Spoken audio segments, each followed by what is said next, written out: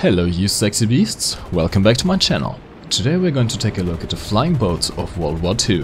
While they never grabbed the headlines or became media stars like the fighters and bombers, flying boats were pivotal during the war for all sides, either sending alerts to enemy spotted or saving people lost on vast and treacherous seas. As the name suggests, flying boats take a boat's hull and attach wings and empennage to it, opposed to float planes which add strut-mounted pontoons, aka floats. Both types categorized as seaplanes. With 3/4 of the Earth covered in rivers, lakes and oceans usable by seaplanes, it was an obvious runway where few land areas were suitable for flying machines without major expense to prepare.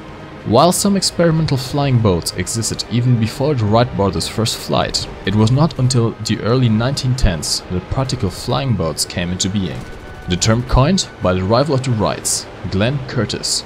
New engines powerful enough to lift the bulky hulls of flying boats accelerated development, and so did seaplane competitions.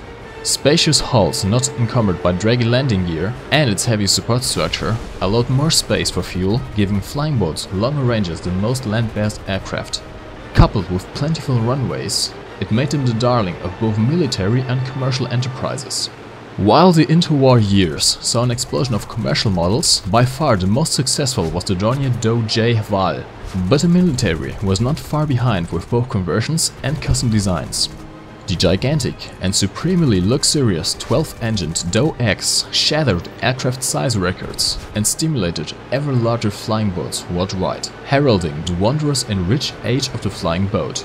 In war, flying boats became pivotal in the Pacific, where long-range reconnaissance was critical for control of the seas, but also played a vital role in Europe for both sides, not just over open water, but inland rivers and lakes too, where logistical needs was too urgent to wait for new land bases. Logistics also drive bigger boats designs culminating in the Blohm & Voss BV-238, Martin Mars, and the famous Hughes H-4 Hercules Spruce Goose flying boat, still the record holder for longest wingspan, even 70 years later.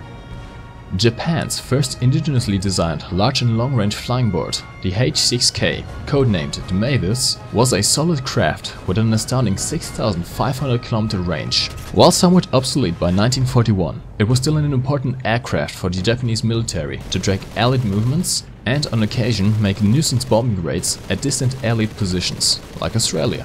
Although mainly armed with 5 Type 92 7.7mm machine guns, it did have a 20mm Type 99 Mark I tailgun. A notable known event was when a single Mavis successfully fought off attacks by one, maybe two, B-17s that founded south of Guadalcanal. The PBY Catalina was not the best performing flying boat during the war, but it became the most recognizable and legendary one of all. The PBY was a triumph of simple yet functional design, with exceedingly long range, thanks in part to unique retracting tip floats. The huge waist blisters provided easy scanning for enemy activity. Significant contributions were spotting the KMS Bismarck, the Japanese fleet approaching Midway, and another trying to surprise the Indian fleet. Besides patrols, they did long-range nighttime harassment bombing of Japanese bases and SAR, search and rescues. The latter's most famous was a rescue of 56 survivors of USS Indianapolis, acting as lifeboats until a ship could pick them all up, as there were too many to fly out. In military use decades after the war, its economical design was profitable for commercial ventures as well, and is one of the most numerous flying World War II aircraft today.